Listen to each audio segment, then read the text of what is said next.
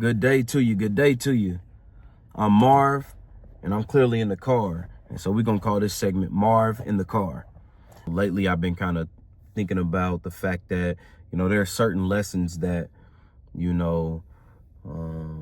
going to learn through experience in life. That's really just how life is. There are certain experiences that you have to kind of go through to truly learn and grow from. But there are certain experiences in life that I really think that you should really try your best to learn from other people. Take their advice or learn from the experience that they had so that you don't have to, learn it through your own missteps. And so you don't have to go through the turmoil that other people have had to go through in order to learn the lesson that they learned. So in short, learn your lesson from other people if you can, as much as possible. But what I wanted to talk about today is that have you ever wondered why your life seems to keep going wrong? Or have you ever wondered why, you seem to always have an issue, always have a problem? It seems that you might take 2 steps forward and 5 steps back. Or it seems like right when you thought everything was on the up and up, something else happens again. Sometimes that's just life. A lot of times that's just life. A lot of times that has nothing to do with us or anything that we did. It's just life. It's just life, and life happens to everybody. Everybody goes through stuff in life that's a part of growth. We would never really become who we need to become if everything was always easy for us. And people who have had it easy, they might even be able to tell you that because things were easy for them, they never developed, or they became spoiled, or they became people who lacked empathy, things of that nature. But sometimes things happen to us because of us. That's why I wanted to talk about today, learning to treat people right, learning to treat other people right. And that's a cheat code for life. You have to learn to truly, it's cliche, and we all learned it in elementary school or whatever, or kindergarten, but you have to treat people how you want to be treated. You have to treat people how you want the people you love to be treated.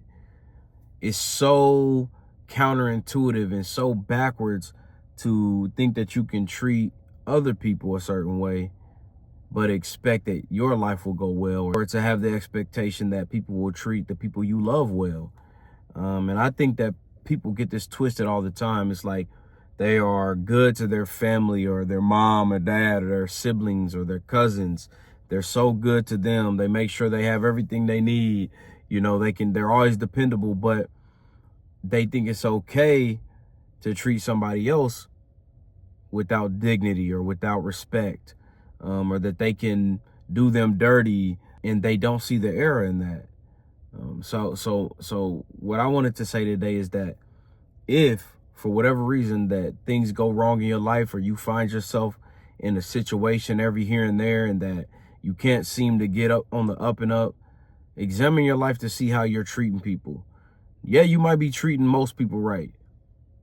You might be treating most people right. You might be treating your family right, your mom right. But again, everybody does that. If you're any kind of good person at all, you're going to show love to moms. You're going to show love to pops. There are, family dynamics, obviously, that can change that. But if we're just talking that, from a perspective of that your mom was reasonably good to you, or your dad was reasonably good to you, or, so on and so forth, were good to you, it's not really a credit to your character that you're good to them. Obviously, there are levels to being good. So, some people take it further. But the main point is that it's really of no credit to anyone that they treat their mom or dad or their brothers and sisters right. Their close family. It's no credit to you if you treat them right. The true test of character is, how do you treat people who are not in that circle? How do you treat people who are not in your family that you were born into? Do you hold yourself to that same standard of treatment, or that same standard of conduct with people who are outside of your family? I think for some of us, we need to learn that God is allowing us to go through the things we continue to go through because we refuse to learn that we are called to live to a certain standard with how we treat other people. And not just people we love, not just people in our family, not just people that we plan to do life with and spend life with, but also people who we don't necessarily see that future for. Also for people who we deem less than, or also for people that we think are treating themselves badly. So we think we can fall in line with treating them badly too. But no, that's the easy thing to do. And God is not calling us to do the easy thing. He's calling us to do the right thing. And the right thing is not to give yourself a pass to treat anybody less than you would treat the most loved person in your life. And a lot of our problems as people come from and continue to cycle from the fact that we never learned that lesson, and we continue to treat other people less than what we would want to be treated, or less than what we would want our mom to be treated, or so on and so forth. And so the thing I want whoever this is for to remember is that you got to learn to treat people right. And especially people who are believers in Christ. You know, you gotta be careful. I will say this, and you can think how you want to think about it, or you can ignore it. But you better watch how you treat people who trust in Christ, who trust in God, who not only trust in him, but will do what he says through his word, and who will leave vengeance and revenge to God. Because when there is a true child of God who has committed to and has dedicated themselves to letting God fight their battles, when you treat a person like that wrong, or you swindle them, or you trample them, or you just do them dirty, in the Bible it says that do not revenge yourselves, but leave it to me. Leave it to the wrath of God. I will repay. That's a promise of God. But that promise is contingent on the person who was wronged not taking revenge. Even though that revenge is pulling, that doesn't mean you won't feel like you want revenge. That just means that you know that if you seek revenge and you take revenge, that you have now taken the reins out of the hands of God to fight for you and to avenge you. And I want to tell you that you really would prefer God to avenge you over anything that you can do. The most heinous, well thought out revenge that you could consider, that you could drum up, it pales in comparison to what God's vengeance is. So what am I saying? I'm saying examine your life. Examine your life. Genuinely ask yourself, am I holding myself to a certain standard of love and treatment for certain people and giving myself a pass to treat other people with less respect, less honor, less love, for whatever reason, for a reason you might deem valid? But even if you deem that reason valid, I'm going to tell you who doesn't deem it valid, and that's God. And if a person is wronged by you and decides that they're going to leave it to the wrath of God, whether you believe in God or not, it's coming. And so that's just something to consider, something to learn. Maybe you're not in that position, but if you haven't had to personally learn that lesson yet, learn it from me. Take it from me. When you do somebody wrong, you will reap what you sow, and you will be made to feel the pain that you inflict on other people sooner or later. And the longer it takes you to learn that lesson, if you don't turn from those ways, if you don't learn from those ways after you go through what you had to go through because of it, and you repeat the cycle, you're going to have to repeat the sentence. You're going to have to repeat the discipline until you learn that lesson. So just think about how you treat people.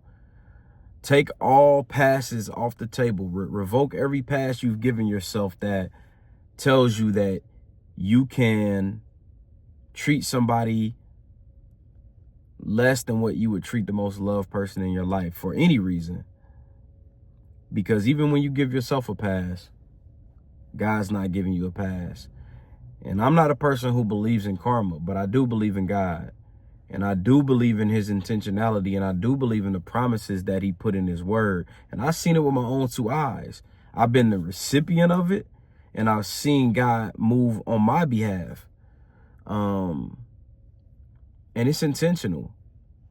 And so you might think that you're okay. You might think that you can do what you do and be out of harm's way.